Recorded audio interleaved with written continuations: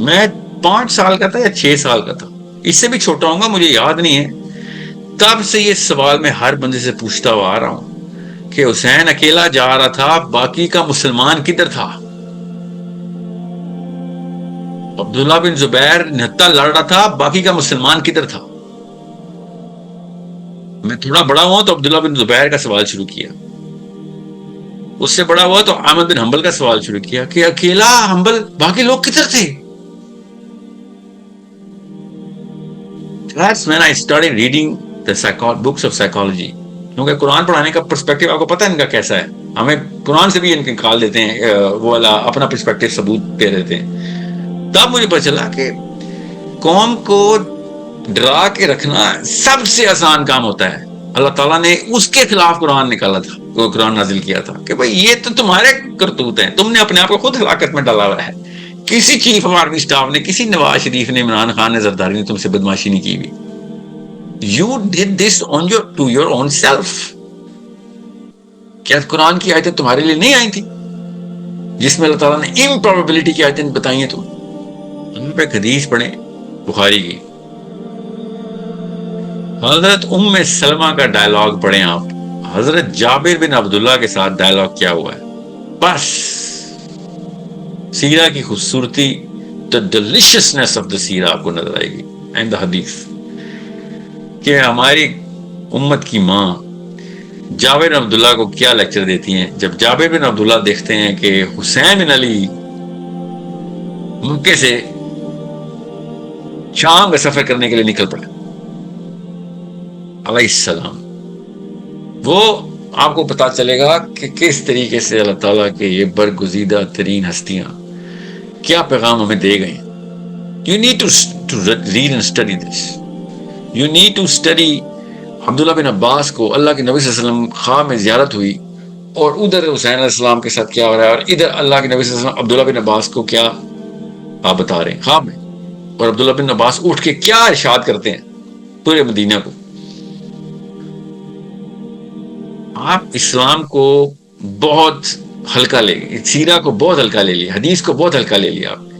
یہی میں Viktor Frankl کی یا سیگمنٹ فرائڈ کی یا برنیس کی یا میسلو کی، I don't know human Descartes کی آپ کو کوٹیشن بتاتا نا کہ یار یہ دیکھو انسان ایسے کام کرتے ہیں، ان کی اتنی ریسرچ ہے.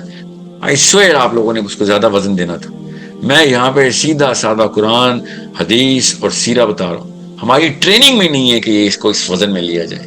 یہ ہے اصلی بلیک میل. بنیاد اکھیڑ دی ہم نے اپنے بچوں کے اندر سے،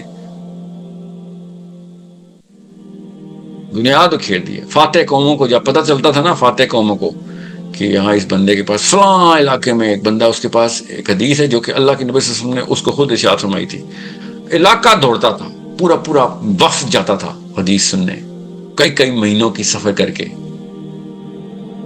اس وجہ سے انہوں نے دنیا کو فتح کیا. اس لیے وہ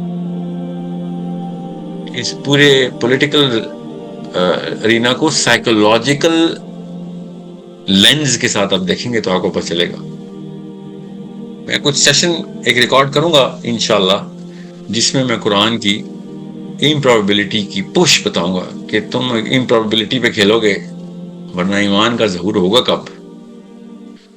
اللہ تعالیٰ نے پروبیبلٹی توڑی ہے، کہاں پہ کیسے میں بتاؤں گا، تاکہ یہ چھوٹے ٹٹوؤں کو نا، جو خچر ہیں، لٹرلی خچر ہیں، نہ گدھے ہیں نہ گھوڑے، یہ خچر ہیں، ill bred people جو کمزوری بیچ رہے ہیں اور لفظ بولتے ہیں facts and figures, ground realities, خوابوں کی دنیا. ان کو میں قرآن سے کرنٹ کانٹیکسٹ میں literally apple to apple situation to situation match کر کے بتاؤں گا انشاءاللہ کہ یہ آپ لوگوں کا کانٹیکسٹ ہے، یہ اللہ کی آیت ہے، یہ احکام اس کانٹیکسٹ کے اندر پورے نہ کیے تو اللہ نے یہ سزا بتائی بھی ہے.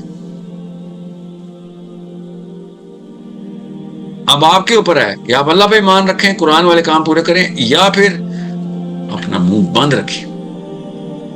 اگر آپ نے منہ کھولا اور اسلام کے نام پہ کھولا تو پھر میں آپ کا دشمن ہوں. کیونکہ اگر آپ بولیں نا پولیٹیکل سائنس میں یہ ہے تو سائیکالوجی میں یہ ہے تو اینتھروپالوجی میں کرو یار، جو دل چاہتا ہے شاعری کرنی ہے وہ بھی کر لو، اور اسلام کے نام پہ آپ دونوں بھی نہیں پھیلانا۔